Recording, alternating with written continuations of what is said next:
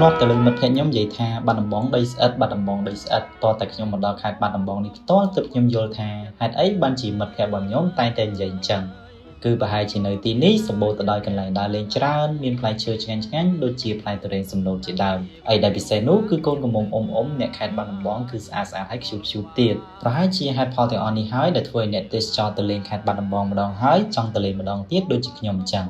ហើយថ្ងៃនេះយើងនឹងទៅញ៉ាំម៉ាឆានៅហាងកាហ្វេមួយកន្លែងដែលមានការរៀបចំហាងបែបបុរាណលាយសម័យដែលមើលទៅគួរឲ្យទាក់ភ្នែកខ្លាំងមែនទែន